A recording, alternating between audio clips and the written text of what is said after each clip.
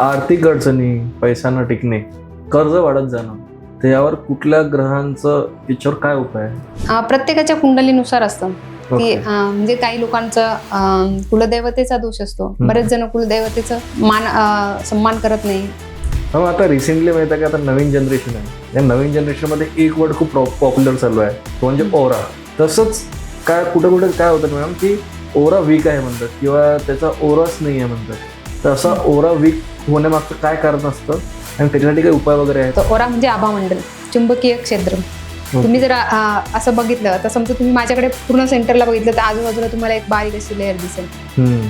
आता तुम्ही स्वतःचा पण हात जर बघितला असा तर तुम्हाला तुमच्या हाताच्या पण आजूबाजूला एक बारीक अशी लाईन दिसेल प्रकाशाची, व्हाईट वाली. तर ती म्हणजे तुमचा ओरा, आभामंडल.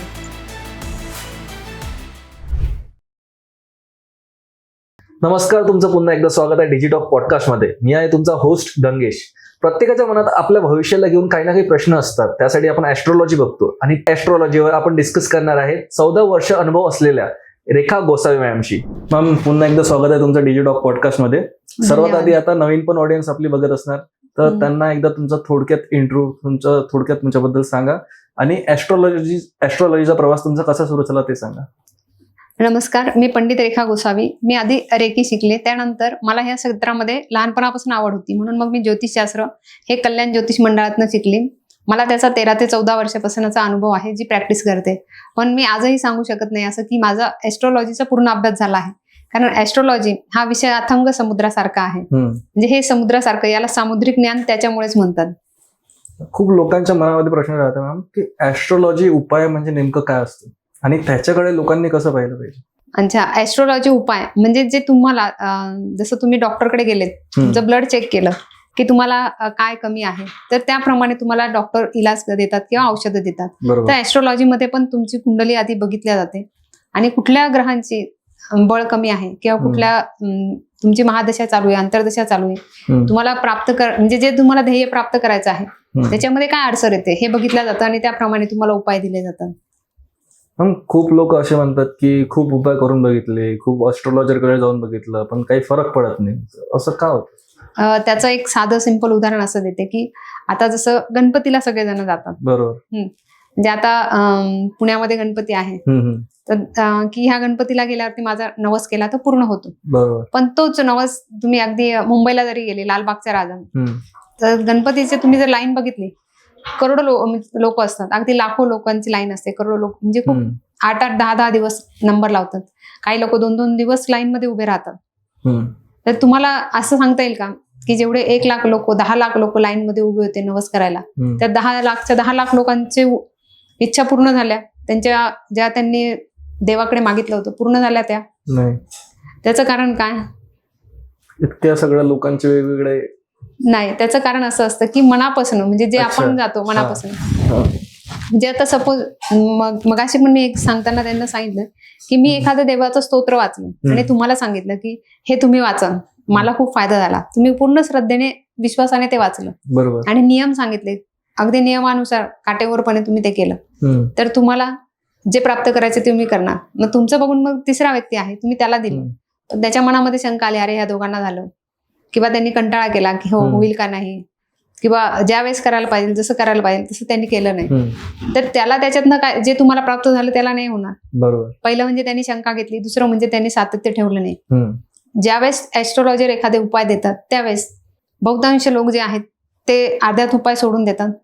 काही लोक हो होणार आहे की नाही याच्यासाठी, आणि काही लोक परिपूर्ण म्हणजे काटेकोरपणे करणार, अगदी फोन करून विचारणार, मॅडम इतक्या वाजता करायचंय का, इतक्याच फेऱ्या मारायच्या आहे का, असंच बसायचं आहे का, हीच अगरबत्ती लावायची का, ह्याच कलरचा फुल ठेवायचे का, हे सगळं विचारतात, तंतोतंत सगळं करतात. पण ते काय करतात, गधा मेहनत, म्हणजे जसं गाढवाला सांगितलेलं असतं असं चला, किंवा मेंढ्या सगळे एक ठिकाणी चालतात सगळे, म्हणजे ते फक्त जे सांगितलंय आम्ही तसं तंतोतंत केलं बरं का मॅडम, आता म्हणजे हे आम्ही तुम्ही दिलेलं काम पूर्ण केलं. थोडक्यात त्याचा अर्थ असा असतो बरोबर की तुम्ही दिलेलं काम आम्ही पूर्ण केलं, आता देवाला सांगा की आमची इच्छा आमची पूर्ण करा. इच्छा पूर्ण झाली पाहिजे. हा, कारण तुम्ही आम्हाला जसं सांगितलं मग ते फोन करून सांगता, मॅडम तुम्ही सांगितलं होतं त्याच रंगाचं फुल वाहिलं, मॅडम तुम्ही सांगितलं तेवढंच माळी जप केला, मॅडम तुम्ही सांगितलं असं बसा, आम्ही असंच बसलो. पण त्यांचं सगळं लक्ष फॉलोअप कडे असतं की कसं सांगितलं मॅडमनी त्याप्रमाणे मी फॉलो केलं. बरोबर. पण तुम्हाला फॉलो करून किंवा तुम्ही काय करतात ते नाही, तर तुमच्या मनामध्ये प्रथम श्रद्धा पण असली पाहिजे आणि विश्वास.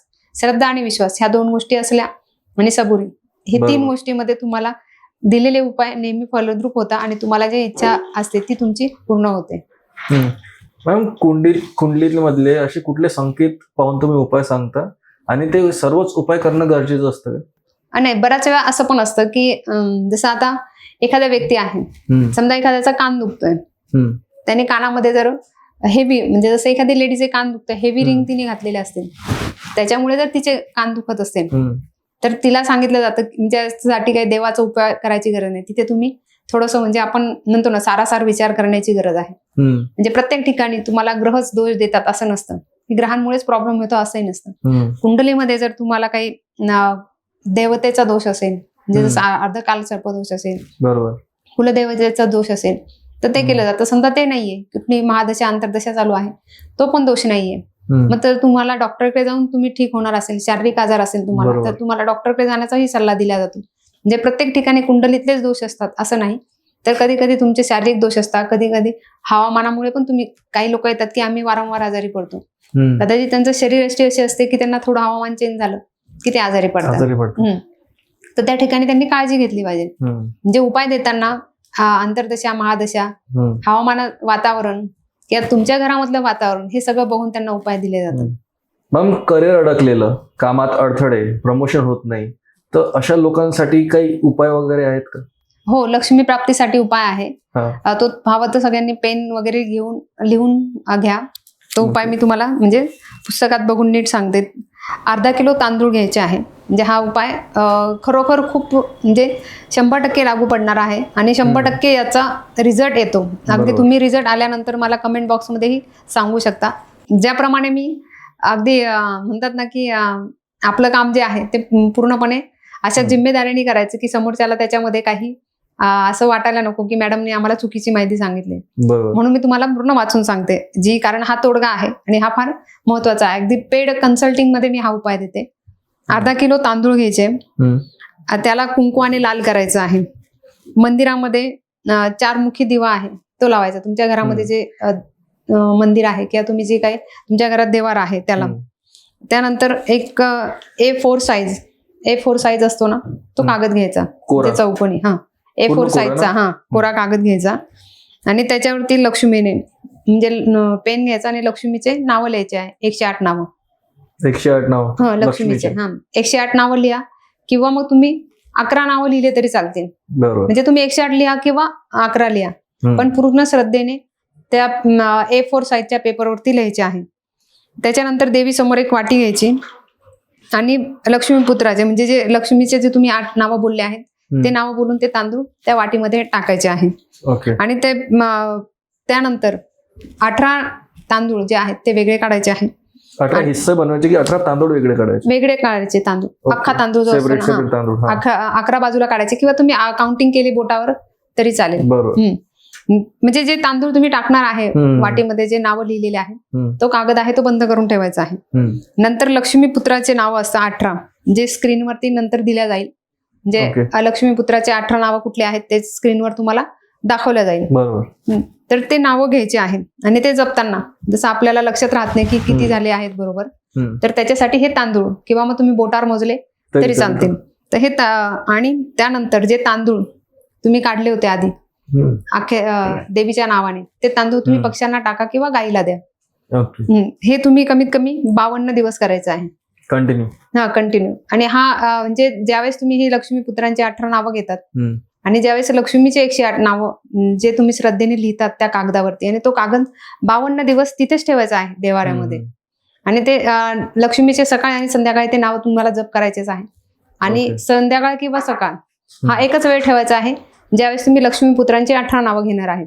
म्हणजे 18 नावं घेण्यासाठी एक वेळ वेगळा ठेवायचा आणि लक्ष्मीचे 108 नावं मात्र दोन्ही वेळेस म्हणायचे आहे. सकाळ हा संध्याकाळ. 52 दिवस हा उपाय करायचा आहे. तुम्हाला 100% याच्याने लक्ष्मी प्राप्ती होते. लक्ष्मी प्राप्ती होते म्हणजे असं नाही की लक्ष्मी लगेच येऊन तुमच्यासाठी एवढे पैसे घेऊन असं नाही देणार. तुम्ही जे काम करत असाल त्याच्यामध्ये तुम्हाला यश मिळेल, संपत्ती मिळेल, किंवा जर तुम्हाला जॉब नसेल जॉब लागेल, बिझनेस तुमचा वाढेल.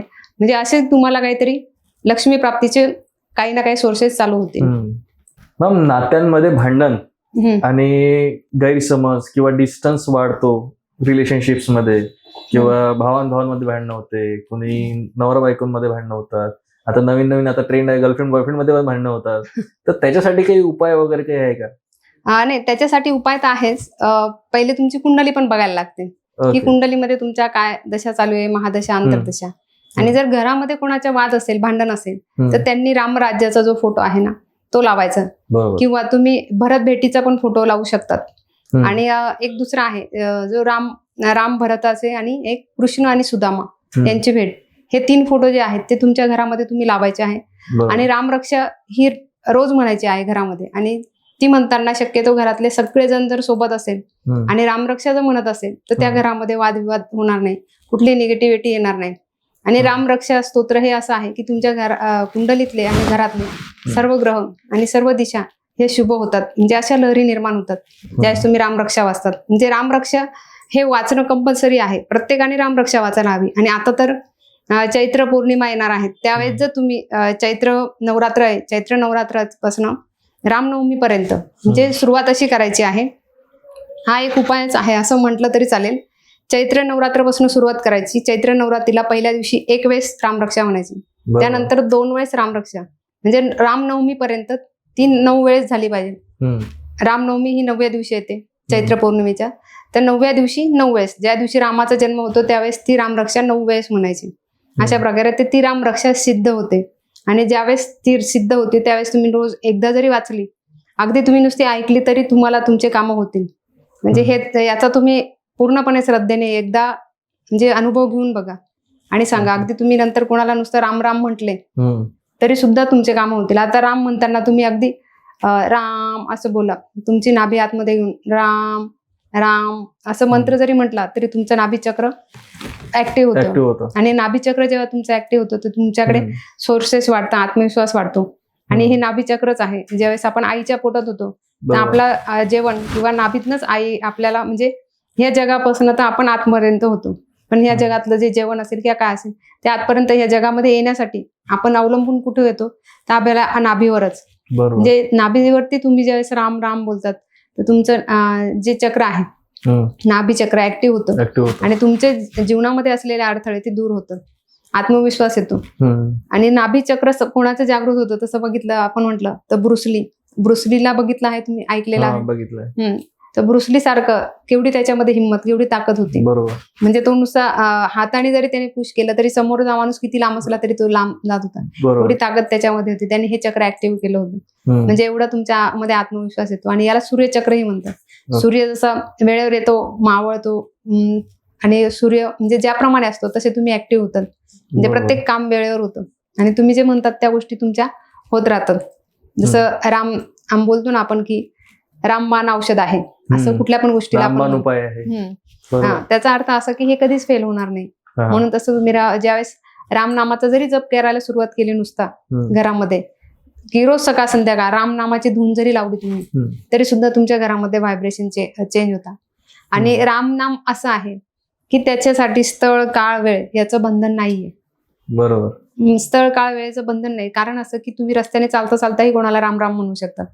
ज्यावेळेस एखादा व्यक्ती मृत होतो तुम्ही स्मशानात जाताना सुद्धा राम राम म्हणू शकता. तर राम बोलतच नेतात. म्हणजे राम नाम असं आहे की प्रत्येक ठिकाणी ते बोलण्यासाठी तुम्हाला त्याचे हे नाहीये, म्हणजे असं आखलेलं नाहीये, बॉर्डर नाहीये. आणि ते काम तुमचं काम करतच. म्हणजे आपण बोलतो राम से बडा राम का नाम असं म्हणतात. मग त्याचं कारणच असं आहे की तुम्ही ज्यावेळेस रामनाम जप करायला सुरुवात करता तेव्हा तुमचं काम कुठल्या पण ठिकाणी होतं. काही लोक असे असतात की त्यांचं नुसतं नाव घेतलं तरी काम होतं. आपण म्हणतो हो तू माझं नाव सांग काम होईल. मग तसे तुम्ही बनतात ज्यावेळेस रामनामाचा जप करतात आणि रामरक्षा बोलतात त्यावेळेस. म्हणजे तुम्हाला प्रत्येक क्षेत्रात यश हवं किंवा तुमच्या घरामध्ये भांडणं होत आहे ते मिटवायचे आहे.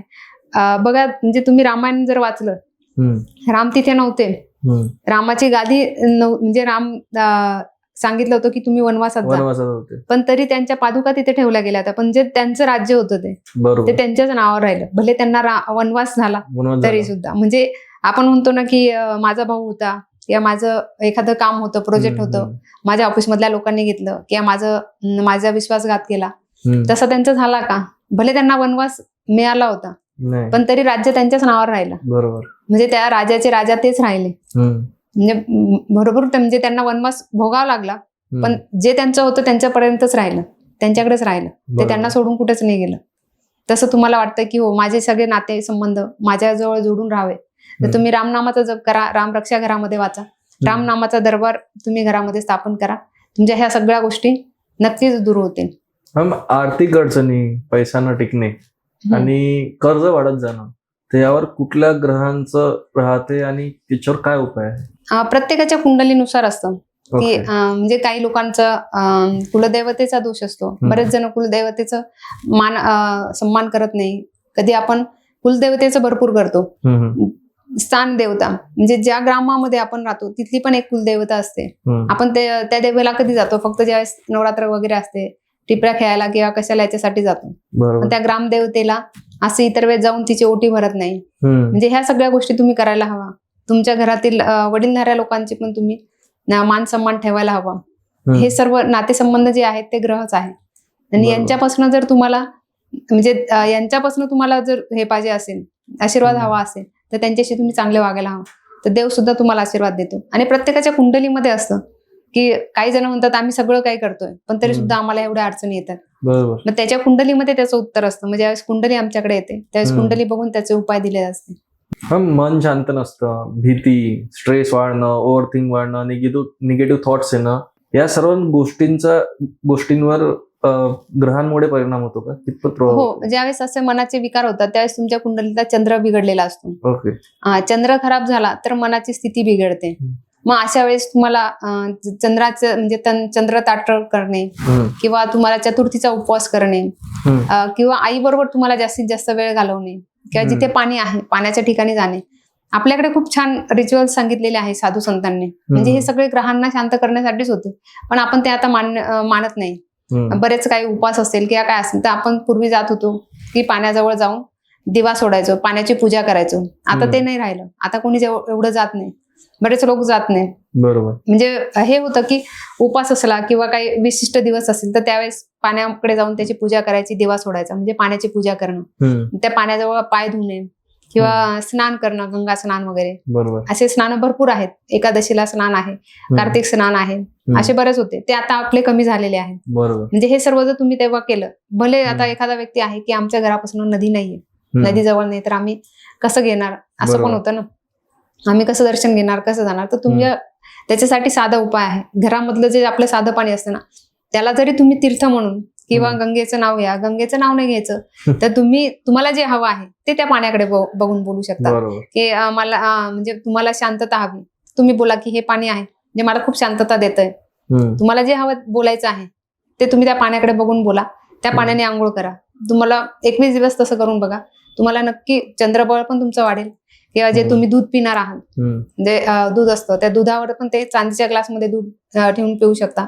चांदीचा ग्लास नाही तुमच्याकडे तर तुमच्याकडे काही चांदीची ज्वेलरी असेल, जसं चांदीची अंगठी असेल किंवा चांदीचा छोटा तुकडा असेल, तर तो काचेच्या ग्लासमध्ये ते टाकायचं रात्री आणि ते पाणी तुम्ही सकाळी प्यायचं. आणि त्यावेळेस बोलताना तेच बोलायचं, जे मॅनिफेस्ट करायचं आहे पाण्याकडे बघून ते बोलायचं आणि प्यायचं. त्याच्याने पण तुमचं चंद्र किंवा मानसिक टेन्शन जे आहे ते तुमचं दूर होईल, जे तुमचं चंद्रबळ वाढेल त्याच्याने. आणि चंद्राची पूजा किंवा रात्री ज्यावेळेस तुम्ही फिरायला जातात ना, चंद्र असतो ना, त्यावेळेस तुमच्यावरती चंद्राचे किरण पडायला हवे. तुम्ही नाईट वॉकला जा किंवा रात्रीचं पाण्याची बॉटल बाहेर ठेवा चंद्रप्रकाशात आणि ते पाणी तुम्ही प्या. म्हणजे साधे सोपे उपाय, असं नाही की फार खर्चिक आहे किंवा काही नाही, असं काही नाही. आता रिसेंटली माहिती आहे का, आता नवीन जनरेशन आहे, या नवीन जनरेशन मध्ये एक वर्ड खूप पॉप्युलर चालू आहे, तो म्हणजे ओरा. की ते बोलतात त्याचा ओरा किती स्ट्रॉंग आहे, त्याचा ओरा किती ग्रेट आहे. तसंच काय कुठे काय होतं मॅडम की ओरा वीक आहे म्हणतात किंवा त्याचा ओराच नाही आहे म्हणतात. तर असा ओरा वीक होण्यामागचं काय कारण असतं आणि त्याच्यासाठी काही उपाय वगैरे आहेत? म्हणजे ओरा म्हणजे काय, तर चुंबकीय क्षेत्र. प्रत्येक सजीव निर्जीव वस्तूला ओरा असतो. जसं आता ह्या माईकला पण ओरा आहे, इथले हा कप आहे त्याला पण ओरा आहे, मला पण आहे. प्रत्येक सजीव निर्जीव अगदी हे विज्ञानाने पण सिद्ध केलेलं आहे की सजीव निर्जीव प्रत्येक व्यक्तीला आहे ओरा असतो. ओरा म्हणजे आभामंडल, चुंबकीय क्षेत्र. तुम्ही जर असं बघितलं तर समजा तुम्ही माझ्याकडे पूर्ण सेंटरला बघितलं तर आजूबाजूला तुम्हाला एक बारीक अशी लेअर दिसेल. आता तुम्ही स्वतःचा पण हात जर बघितला असा तर तुम्हाला तुमच्या हाताच्या पण आजूबाजूला एक बारीक अशी लाईन दिसेल प्रकाशाची. तर ती म्हणजे तुमचा ऑरा, आभामंडल.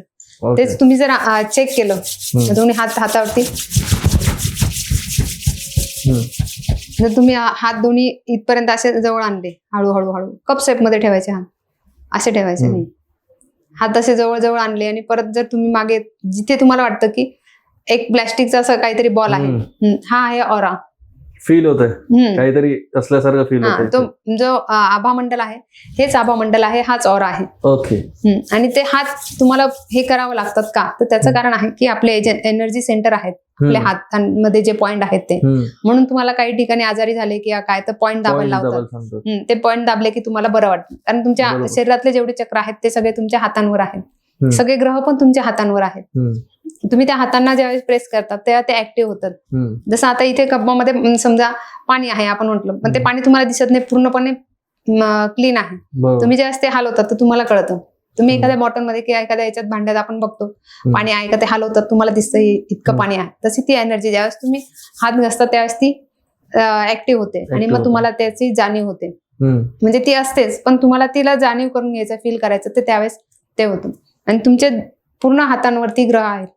आता समजा जसं तुम्ही सांगितलं की कुठला ग्रह, जसं 9 ग्रह आहेत, तर ते जर तुम्हाला करायचे असेल ऍक्टिव्ह, तर तुमच्यासाठी तुमचे हात जे आहेत त्याच्यावरनं पण तुम्ही ऍक्टिव्ह करू शकता. जसं आता हे तुमचं जे बोट आहे, पहिलं बोट, लेफ्ट हँड यायचं ना, कुठले पण तुमचे हात, तर तुम्हाला एखादी गोष्ट करायची आहे चांगल्या प्रकारे, तर तुम्ही तुमच्या डाव्या हातावरती करू शकता.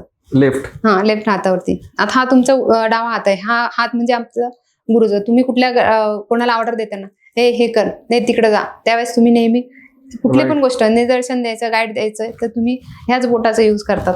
म्हणजे हे बोट जे आहे गुरुचं आहे. गुरुचं काम काय असं, कुठली पण गोष्ट ज्ञान सांगायचं, ज्ञान करायचं, ज्ञान द्यायचं, सांगणं, हे काम असतं. जसं आपण शाळेत गेल्यानंतर गुरु तुम्हाला सांगतात असं करा, गुरुजी तुम्हाला जे सांगतात ते तुम्ही करतात आणि ऐकतातच, ते फॉलो करतात. ते जसं मी सांगितलं, राजा जरी असेल तरी गुरु आज्ञा पाळतो. तसं तुम्ही ज्यावेळेस हा बोट ज्यावेळेस कोणाला दाखवतात त्यावेळेस ती व्यक्ती ती आज्ञा फॉलो करतो. म्हणजे तुमचं गुरुतत्व तुम्हाला वाढवायचं आहे, आत्मविश्वास तुम्हाला वाढवायचा आहे, ज्ञान वाढवायचं आहे, तर तुमचं हे जे बोट आहे याच्यावरती तुम्ही येलो कलरचं किंवा केशर आहे ते तुम्ही केशरचं पाणीचं इथे लावू शकता, केशरी पाणी, केशरच्या पाण्याचं या ठिकाणी. त्यानंतर दुसरं आहे शनीचं बोट. हे बोट कधीच जास्त युज होत नाही कशामध्ये, शनीचं, म्हणजे तुम्ही लिहिणार किंवा काही करणार त्यासाठी शनीचं बोट हे होत नाही. पण हे बोटाला जर कधी लागलं तर तुमचे बाकीचे जे बोट आहेत ते कधीच काम करणार नाही. तुम्ही इमेजिन करून बघा, ह्या बोटाला जर कधी लागलं तर ह्या बोटाने तुम्ही पटकन काम नाही करू शकत. बरोबर. कारण कर्म करायचं म्हटलं की तुम्हाला हे बोट हवंच आहे आणि हे शनीचं बोट आहे. बरोबर. त्यानंतर आणि याची जी वेव्ज आहे ती तुमच्या मेंदूपर्यंत जाते. मग तुम्ही काय करायला हवं, काय नाही, चांगलं किंवा वाईट हे सांगायचं काम हे करतं. त्यानंतर आहे तुमचं हे बोट, म्हणजे शनीचं हे बोट आहे. तुम्ही या ठिकाणी ब्ल्यू कलरनी पण एक डॉट देऊ शकता. इकडे केशरी कलरनी करायचं, ऑरेंज कलर आणि इकडे ह्या ठिकाणी निळा कलर, मधातल्या बोटामध्ये निळा कलर, या बोटामध्ये केशरी कलर. आणि त्यानंतर म्हणजे तिथे मंत्र पण तुम्ही लिहू शकता, मंत्रही लिहू शकतात. या ठिकाणी तुम्ही ओम लिहू शकता. ओके. शनीच्या बोटाखाली ओम लिहू शकता, याच्या खाली राम लिहू शकता किंवा रम या ग हा शब्द लिहू शकता गुरुचा. आणि हा आहे तुमचा, हा जो बोट आहे आपण म्हणतो की एंगेजमेंटची ही रिंग याच्यातच घालतात हार्ट पर्यंत, तर ती हार्ट पर्यंत जरी जात असेल तर हार्ट चक्र जे काय करतं की तुम्हाला जपून ठेवतो. हार्ट चक्र काय करतं की तुमच्याकडे शरीरामध्ये जे रक्त येतं, रक्तप्रवाह सगळीकडे पोहोचवतो, म्हणजे तुम्हाला डिपेंड करायला शिकवतो. तुमच्या हार्ट चक्रावर तुमचं जीवन डिपेंड आहे. हार्ट चक्राला हार्ट बंद झालं तर तुमचं जीवन संपलं. बरोबर. आणि म्हणजे याचा अर्थ त्याच्यावरती जिम्मेदारी आहे पूर्ण शरीराची, पूर्ण शरीराला रक्त देणं. ज्यावेळेस तुमचं लग्न होतं त्यावेळेस काय होतं, तुमच्यावर जबाबदारी येते ना, दुसऱ्याची जबाबदारी तुम्ही स्वीकारतात. बरोबर. म्हणजे मुलगी जरी असेल तर तिने जबाबदारी स्वीकारली दुसऱ्याच्या घरामध्ये जातात. पतीची काळजी घ्यायची, परिवारातल्या लोकांची काळजी घ्यायची, पतीने स्वीकारली आहे तिची जबाबदारी. मग तिला उद्या काही लागलं, तिला दुखलं, काही तिच्यासाठी पैसा खर्च करायचे, पूर्ण तिची जिम्मेदारी तो घेतो. म्हणजे जिम्मेदारी घ्यायची नाही इथे, म्हणजे लोक फक्त एवढंच म्हणतात की हार्ड लाईनला जाते म्हणून हार्ड लाईनला, पण नाही, ती तुम्हाला जबाबदारी घ्यायला शिकवते. म्हणजे जिथे काही लोक म्हणतात ना की याला जबाबदारीची जाणीव नाही, काहीच नाही, त्यांनी ह्या बोटाच्या खाली तुम्ही म्हणजे प्रत्येक गोष्टीची जबाबदारी जी आहे ती तुम्हाला हे बोट शिकवतं. त्यानंतर जो आहे ह्या ठिकाणी बुध, या ठिकाणी बुध ग्रहाची तुम्हाला करायचं हे ग्रीन पेननी तुम्ही इथे लिहू शकता. ग्रीन पेननी तुम्ही बुधाचा मंत्र लिहा किंवा डॉट जरी केला ग्रीन कलरनी तरी चालेल. किंवा जर तुम्ही झाड असतं, झाडाचे पान असतात ज्याचा हिरवा रंग आहे तो पण तिथे लावू शकतात. नेचरचा पण रंग इथे लावू शकतात. त्यानंतर इथे आहे खाली चंद्राचा उंचवटा. राईट, हा चंद्राचा उंचवटा. इथे थोडंसं दूध लावलं तरी चालू शकतं. त्याच्याने तुमचा बिझनेस वाढेल. जे तुम्ही मगाशी बोलले की जो माणूस वीक झालेला आहे मनाने तो पण स्ट्रॉंग होतो, बिझनेस चांगला होतो. ध्यान धारणा याच्यामध्ये पण त्याचं मन चांगलं लागतं. किंवा एखादा मुलगा आहे जो खूप चंचल आहे त्याला पण तुम्ही या ठिकाणी दूध थोडंसं लावलं तरी चालेल. त्यानंतर इथे आहे शुक्र. त्या ठिकाणी तुम्ही सुगंधी सफेद मोगऱ्याचा जो आहे किंवा गुलाबाचा अत्तर इथे लावू शकता. अत्तर लावण्यापेक्षा तुम्ही डायरेक्ट गुलाबाचं फुल असेल एक पाकळी जरी इथे घासली तरी, कारण ते नेचर आहे. तुम्ही पण नेचरनेच बनवलेलं आहे तुमचे शरीर, त्यामुळे नेचरला जास्त चांगल्या प्रकारे सपोर्ट करतं. किंवा सफेद कलरचा जो मोगरा आहे तर त्या ठिकाणी तुम्ही ते लावू शकता. इथे आहे मंगळ आणि इथे पण मंगळच आहे. इथे पॉझिटिव्ह, इथे निगेटिव्ह असे दोन मंगळ आहे. ओके, इकडे पॉझिटिव्ह आणि मदत निगेटिव्ह. पॉझिटिव्ह निगेटिव्ह म्हणजे तो विचार नका करू कुठे पॉझिटिव्ह कुठे निगेटिव्ह, फक्त इथे दोन्ही ठिकाणी मंगळ आहे. ह्या ठिकाणी तुम्ही हनुमानाच्या मंदिरात जर गेले तर इथे ह्या ठिकाणी त्याचा गंध लावा. किंवा मग जो आपण फुल असतं ऑरेंज फुल, याचं फुल असतं जे आपण ऑरेंज कलरचे फुल असतात ते फुल पण तुम्ही इथे लावू शकता. शेंदूर लावला तरी चालेल ना? हा, शेंदूर जो पण याच्या मंदिरातला असायला, हनुमानाच्या किंवा गणपतीच्या.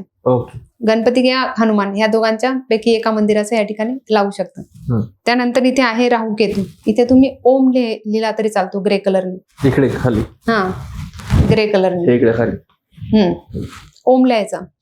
म्हणजे अशा प्रकारे तुम्ही नवग्रह तुमच्या हातावरच तुम्ही ठीक करू शकता, कुठलीही रेमेडी न करता. या जेव्हा मंत्र जप कराल तर तुम्ही केवळ त्या हाताला म्हणजे बोटाला हे करून तुम्ही केलं तरी चालेल. म्हणजे मंत्र म्हणायचा आहे तुम्हाला, चंद्राचा मंत्र म्हणायचा आहे तुम्हाला, शुक्राचा मंत्र म्हणायचा आहे तुम्हाला, मंगळाचा मंत्र म्हणायचा. आता समजा तुमच्या कुंडलीमध्ये मंगळ चांगला नाही तर तुम्ही ह्या बोटावर बोलू शकता. हे मंगळाचं बोट आहे, याच्यावरती हात ठेवून तुम्ही मंगळाचा मंत्र म्हणा किंवा गणपतीचा मंत्र जरी याच्यावरती म्हटला, हनुमान स्तोत्र म्हणताना किंवा हनुमानाच्या मंदिरात गेल्यानंतर इथे जरी तुम्ही केलं तरी चालू शकतं. या ठिकाणी म्हणजे अशा प्रकारे तुम्ही करू शकता, त्या गोष्टी तुमच्या याच्यामध्ये निर्माण करू शकता. एकदा परत शॉर्ट मध्ये एकदा आपल्या ऑडियन्सला दाखवा की कुठलं बोट कुठलं आहे, म्हणजे तुमच्या हातावरनं ते येऊन जाईल त्यांच्या लक्षामध्ये. अच्छा, ओके. जसं आता पहिलं आहे गुरुचं बोट. इथे तुम्ही गुरुसाठी तुम्ही गुरुतत्व जे आहे केसरी कलरचं ते करू शकतात. त्यानंतर आहे शनीचं बोट. शनीसाठी तुम्ही या ठिकाणी निळा रंग. हा आहे रवीचा बोट. तर रवीच्या बोटाखाली इथेच खाली आहे मंगळाचं, म्हणून ह्या बोटाच्याच खाली जरी तुम्ही मंगळाचं शेंदूर वगैरे लावलं किंवा ऑरेंज कलर लावला तरी चालतो. आणि इथे पिवळा कलर, पिवळ्या कलरचं गेंद्याचं जे फुल असतं तो जरी तुम्ही इथे लावलं तरी चालेल. ह्यानंतर हे आहे बुधाचं ग्रीन कलर. मी जसं सांगितलं झाडाचा पाला वगैरे आहे तो जरी तुम्ही या ठिकाणी ग्रीनचा लावला तरी चालेल. नंतर इथे आहे चंद्र, इथे दूध लावू शकतात तुम्ही किंवा. आणि ह्या ठिकाणी आहे शुक्र. मग ह्या ठिकाणी व्हाईट कलरचे जे फुल आहे किंवा गुलाबाचं फुल आहे तेही तुम्ही इथे लावू शकता. अशा प्रकारे तुमचे ग्रह आहे ह्या ठिकाणी तुम्ही मॅनेज करू शकतात की तुम्हाला प्रत्येक वेळेस त्याच ग्रहाची तुम्ही अंगठी घातली पाहिजे, तो स्टोन घातला पाहिजे, ते क्रिस्टल घेतलं पाहिजे असं काही नाही. तुम्ही तुमच्या हातांवरच तुमचे सगळे ग्रह आहेत. तुम्ही तो मंत्र म्हणताना जरी त्या पॉइंटवर हात ठेवून तो मंत्र म्हटला तरी तुम्हाला त्या ग्रहांचे शुभ फळ मिळतील. म्हणजे तुमच्या शरीरावरच तुम्ही डायरेक्ट उपाय करतायत ना, आणि तुम्ही नॅचरली स्वतः करतायत तर तो तुम्हाला नवग्रहांचा उपाय, तुमचे नवग्रहांचे जे काही समस्या असतील त्या 100% सॉल्व्ह होतील. लोकांनी उपाय करताना काय करू नये, म्हणजे नेमका काय चुका नाही करायला पाहिजे? चुका म्हणजे असं की सगळ्यात पहिली की श्रद्धेने करायला हवं. दुसरं की नित्य नियम ठेवायला हवा, कारण नित्य नियम हा फार महत्वाचा असतो. ज्या वेळेस तुम्ही नियमित म्हणजे शाळेत जरी तुम्ही गेले तरी तुम्हाला नियमित अभ्यास करणारा जो मुलगा असतो तो नेहमी पहिला येतो. मग अचानक एखादा मुलगा 2 महिन्यावर परीक्षा राहिली मग तो अभ्यास करायला घेणार तर तो त्याचा सरासरी याच्यावरती तो पास होईल, पण हवं तसं यश नाही मिळणार. पण जो कंटिन्यू एखादी गोष्ट करतो त्याला यश प्राप्त होतं. तसं बरोबर. तुम्ही जे उपाय करतात त्याच्यामध्ये तुमचं सातत्य असायला हवं, तुमचे विश्वास असायला हवा, आणि मेन म्हणजे जो उपाय करतात तो समजून घेणं फार गरजेचं आहे. तर उगाच एखाद्या कोणी काही सांगितलं ते ऐकलं आणि त्याप्रमाणे केलं, असं नाही केलं पाहिजे. तुम्ही जो काही उपाय करतात, कारण कसं असतं की ज्यावेळेस एखादा उपाय सांगताना तुम्हाला समजतं, जे समजून तुम्ही एखादी गोष्ट करतात, जे आपण म्हणतो की नॉलेज किंवा ज्ञान म्हणजे अंधारातून तुम्हाला प्रकाशाकडे नेतं. म्हणजे ज्यावेळेस एखादा उपाय तुम्ही करतात, तो उपाय कशासाठी आहे हे जे तुम्हाला जेव्हा कळतं, तर त्यावेळेस तो जो तुम्ही करतात तो पूर्ण विश्वासाने करतात आणि त्याचं फळ पण तुम्हाला पूर्ण मिळतं. फक्त नाही बाबा आता एखाद्याने सांगितलं की हो तुम्हाला एखादा मंत्र म्हणायला सांगितलंय की मंत्र आहे ठम ठम ठम ठम, तुम्ही म्हटलं अरे हा ठम ठम ठम ठम काय, याचा काही मिनिंग माहित नाही, मग तुम्ही सांगायला अरे म्हणायला लावले ना, म्हण ना तू, अरे म्हणायला लावलं. असं एखादा श्रद्धावान असतो तो घाबरतो, तो अरे म्हणायला लावला. पण एखादा चिकित्सक असतो तो म्हणतो याचा अर्थ काय, याचा अर्थ काय. पण ज्यावेळेस त्याला त्याचा अर्थ सांगितला जातो की तुम्ही ही गोष्ट अशासाठी करा, तर तो पूर्णपणे विश्वासाने करतो की हो हे असं केल्यानंतर मला असं मिळणार आहे. समजा आता तुम्हाला सांगितलं की हो हा चहा बनवायचा आहे, तर चहामध्ये साखर जास्त झाली तर तो खूप गोड होईल, आणि जास्त झाली तर अतिच गोड होईल, तो पिला जाणार नाही. पावडर टाकली तर तो थोडा कडू होईल, जास्त पावडर टाकली का कडू होईल. मग समोरच्या व्यक्तीला जर स्ट्रॉंग चहा पाहिजे, मग तुम्ही म्हणणार मग साखर कमी टाक, पावडर थोडी जास्त टाक. मग तुम्हाला नॉलेज आलं ना, मग तुम्ही चहा चांगल्या प्रकारे बनवू शकता. तसं तुम्हाला ज्यावेळेस उपाय करताना तुम्हाला कळतं की हे याच्यासाठी आहे आणि याचा अर्थ असा आहे आणि हे केल्यामुळे असं होणार आहे, तर तुम्ही तो उपाय किंवा तुम्हाला जे काही सांगितलेलं असतं की तुम्ही अशा प्रकारे हे रिच्युअल्स आहे हे करा, किंवा तुम्ही इतके माळी जप करा, या ही गोष्ट अशीच करा, तर त्याचा अर्थ ज्यावेळेस तुम्हाला सांगितला जातो तर तो 100% होतो. म्हणून तुम्ही ज्यांच्याकडनं उपाय घेतात त्यावेळेस त्याचा अर्थ ज्यावेळेस तुम्हाला ते गुरुजी सांगतात, तर तुम्ही ते उपाय 100% करतात आणि तुमच्याकडनं त्या चुका होत नाही, तुम्हाला जे प्राप्त करायचं आहे ते प्राप्त पण होतं. स्त्री पुरुषांचे उपाय वेगळे असतात का, आणि स्पेशली लग्न झालेल्या आणि नातेवाईकांमध्ये? हो, उपाय म्हणजे कसं आता जे तुम्ही सांगितलं स्त्री पुरुषांचे वेगळे, तर जसं आता काही ठिकाणी स्त्री आणि पुरुष, आता समजा एखाद्या स्त्रीला सांगितलेलं असेल की म्हणजे उपाय साधाच उपाय सांगते, म्हणजे आता आपण ऑनलाईन सगळ्यांना सांगतोय तरी पण थोडंसं मी एक सांगते की ओल्या वस्त्राने आंघोळ करून देवाला पाणी चढवा. काही ठिकाणी असं असतं की तुम्ही मंदिरांमध्ये जातात तर ते पुरुषांना शर्ट अलाउड नसतो, फक्त लुंगी लावून जातात, पण स्त्रियांसाठी तो नियम नाही कारण स्त्री आहे. तसं काही रिच्युअल्स पण असतात म्हणजे स्त्रीसाठी तिच्यासाठी ते सेफ्टी असतात म्हणून ते सांगितले नाही जात, आणि पुरुषांसाठी ते सहज आहे म्हणून ते करू शकतात. अशा प्रकारे ते रिच्युअल्स असतात, म्हणून त्या दोघा उपायांमध्ये कधी कधी फरक असतो. म्हणजे कुठल्या गोष्टी पुरुष करू शकतील बिंदास आणि कुठल्या गोष्टी स्त्रीसाठी नाही करू शकत स्त्री. मग ती एक प्रकारे तिची फिजिकल असो किंवा मग अजून मानसिकता असो, सगळ्या गोष्टी बघितल्या जातात. किंवा आपण ज्या ठिकाणी राहतो एरियामध्ये तो एरिया पण बघितला जातो की समजा मी सांगितलं की रोज तुम्ही रात्री 12 वाजता, जसं मी मगाशी सांगितलं की तुम्ही रात्री चंद्रप्रकाशात जा, चंद्र हे होईल. एखादी स्त्री खेडेगावात राहत असेल, ती जर रात्री फिरायला गेली तर लोक विचार करतील की रात्रीची का फिरते. मग ती थोडी लोकांना सांगणार की अरे मला तर मॅडमने चंद्रबळ वाढण्यासाठी रात्रीचं फिरायला लावलं, आणि चंद्रोदय रात्री 10 वाजता असेल, कधी कधी चंद्रोदय 10-10:30 असतो. मग ती चंद्र उगवल्यावर जर 10-10:30 गेली फिरायला, तर बाकीचे लोक काय बोलतील, अरे ही रात्री 10 वाजता का फिरायला गेली, असं पण प्रश्नचिन्ह होऊ शकतो ना. म्हणून अशा काही नियम असतात, म्हणजे सारासार बुद्धीचा विचार करून आणि वापर करून जर ते नियम तुम्ही केले तर तुम्हाला त्याचा फायदा होतो. आणि जसं सांगितलं की लग्नानंतर हा जर तुम्ही प्रश्न विचारला तर लग्नानंतर असं असतं की एखादी स्त्री समजा तुमचं आहे तुळजापूरची देवी, पण लग्नानंतर तिला कोल्हापूरची महालक्ष्मी आलं तिची कुलदैवत, पण तिचं म्हणून नाही माझी जास्त करून श्रद्धा ही तुळजापूरच्या देवीवरच आहे, मी नाही महालक्ष्मीचं करणार. पण तो तिच्यासाठी कुलाचार करावाच लागेल कारण ती ज्या घरामध्ये गेलेली आहे तिथली कुलदैवता ती आहे. तर त्याप्रमाणे लग्न झाल्यानंतर पण हे स्त्रीसाठी बदलतात नियम, पुरुषांसाठी एवढे नाही बदलत. बरोबर. आता 12 राशी आहेत, 12 राशींचे वेगवेगळे उपाय आहेत आणि वेगवेगळे लोक आहेत त्यांचे वेगवेगळ्या राशी आहेत. मग या सर्वांसाठी असा एक कॉमन उपाय आहे का जे सर्वच जण करू शकतील आणि सर्वांनाच त्यांना उपयोगी पडेल तो उपाय? हो आहे, सर्वांसाठी एकच उपाय आहे, तो म्हणजे नवग्रह स्तोत्र. नवग्रह स्तोत्र हे जर तुम्ही वाचले नियमित तर तुम्हाला कुठल्याही ग्रहाचा कुठलाच त्रास होणार नाही, आणि तुमचे ग्रह म्हणजे ग्रहांवरच तुमची कुंडली आहे. म्हणजे ज्यावेळेस तुम्ही नवग्रह वाचतात म्हणजे नवग्रहांबद्दल जेव्हा स्तोत्र वाचतात तेव्हा तुम्हाला नवग्रहांचा आशीर्वाद मिळतो. त्यानंतर दुसरं आहे तुम्ही कुलदेवतेची सेवा नित्य नियमाने करा. म्हणजे ज्यावेळेस तुम्ही कुलदेवतेची सेवा करतात तर कुलदेवतेचा तुम्हाला आशीर्वाद असतो, तर त्यावेळेस तुम्हाला कुठल्याही गोष्टीची अडचण येत नाही. त्यानंतर आहे गुरु. तुम्हाला गुरुमंत्र किंवा गुरु दीक्षा घेणं फार गरजेचं आहे. ज्यावेळेस तुम्ही गुरु करतात गुरुंकडनं, आणि गुरु पण कोणी पण नाही करायचं, एकदम म्हणजे असा गुरु असायला हवा की आदर्श. गुरुचरित्रात गुरुंबद्दल सांगितलं आहे गुरु कसा असायला हवा. तर गुरु तुम्ही करा, गुरुमंत्र घ्या. आणि तिसरं जे आहे, तुमचे पितरांचे, तुमच्या घरामध्ये जे पित्र आहे त्यांचे जे श्राद्ध कर्म असतील ते व्यवस्थित करा. ह्याच सगळ्या गोष्टी. आणि 5वी गोष्ट सगळ्यात महत्वाची ती म्हणजे स्वतःवर विश्वास ठेवा. ह्या 5 गोष्टी जर तुम्ही केल्या तर तुमच्या कुंडलीमध्ये कशीही कुंडली असेल, कसाही दोष असेल तरी तुम्ही जीवनामध्ये नक्की प्रगती करा. 2026 मध्ये असे कुठले उपाय आहेत जे लवकर केलं तर लवकर जास्त फायदा होईल? सध्या सर्वांसाठी एकच आहे, म्हणजे सगळ्यांसाठी मी एक सांगेल की सर्वांनी सूर्यनमस्कार करणं हे फार गरजेचं आहे. सूर्यनमस्कार करणं, कारण सूर्याचं वर्ष आहे. सूर्यनमस्कार करणं. आणि दुसरं म्हणजे याच्यामध्ये 2 आणि 6 असे अंक आलेले आहेत. तर जे आपण सांगतो की मनाला जपायला हवं, स्वतःचं असेल की या दुसऱ्याचं. आणि तिसरं आहे 6 म्हणजे स्त्रीचा मान सन्मान ठेवा. आणि कुलदैवतेची पूजा. 6 अंक पण तुम्हाला कुलदैवतेची पूजा सांगतो, 9 अंक पण तुम्हाला कुलदैवतेची पूजा सांगतो. ह्या गोष्टी जरी तुम्ही या वर्षात केल्या सगळ्यांनी तरी तुमच्यासाठी हे वर्ष खूप चांगलं जाऊ शकतं. एक शेवटचा प्रश्न आहे. आज जे लोक हे पॉडकास्ट बघत आहे आपल्याला, त्यांना खूप काही कन्फ्युजन असेल, काही त्यांच्या डोक्यामध्ये चाललं असेल, तर त्यांच्यासाठी तुम्ही काय सल्ला द्याल? म्हणजे काय डोक्यामध्ये काय कन्फ्युजन असेल असं, तर तुम्ही माझा स्क्रीनवर जो नंबर आहे त्याला फोन करू शकतात. मी त्यांना त्यांच्या कुंडली बघून त्यांना गायडन्स करेन की काय त्यांना हवं आहे, म्हणजे त्यांच्या कुंडलीनुसार काय हवं, काय त्यांनी करायला हवं. जर तुम्हाला योग्य मार्गदर्शन हवं असेल तर नक्की मला कॉल करा. मी तुम्हाला योग्य ते मार्गदर्शन नक्की करेन.